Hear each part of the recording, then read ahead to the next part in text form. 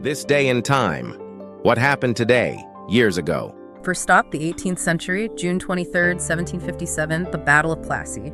It sounds like just one battle, but the sources, they make it clear it was, well, a lot bigger than that. Exactly. It was actually a key part of the 7 Years' War, when some historians, call the first real world war. And at its core, it was this intense rivalry between the British East India Company, the EIC, and France. Both vying for control in India. Precisely. And Bengal, Yeah. the richest province. That was the main state. So who were the main players in this drama? Well, on one side, you had Nawab Siraj-ud-Dowlah. He was the young ruler of Bengal, very determined to keep his independence, pushing back against the EIC building forts without permission. On the other side, Robert Clive started as a clerk for the EIC incredibly and rose up to be this very cunning, very decisive general. The sources really paint him that way. And wasn't there this incident before the battle, the Black Hole of Calcutta?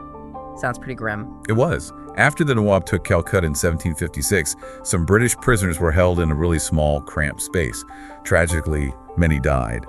But, and this is important, the sources emphasize that the story, while based on a real event, was massively exaggerated back in Britain. Propaganda. Textbook propaganda. Used to whip up public anger and, justify what came next. Which was Clive's strategy, I assume, not just a straightforward battle. Not at all. Clive knew his forces were outnumbered. So, direct confrontation, risky.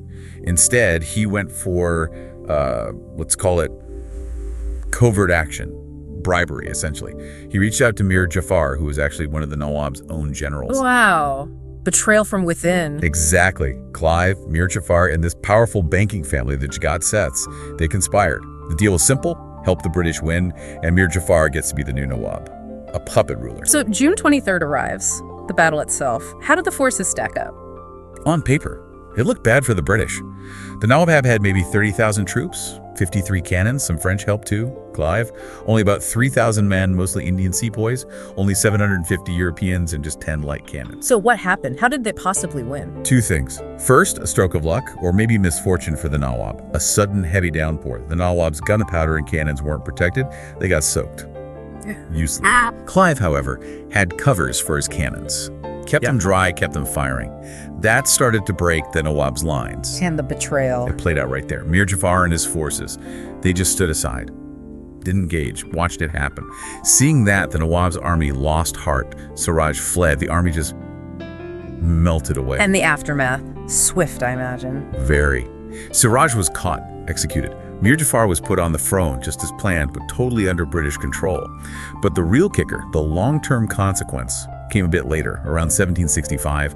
Clive basically forced the Mughal Emperor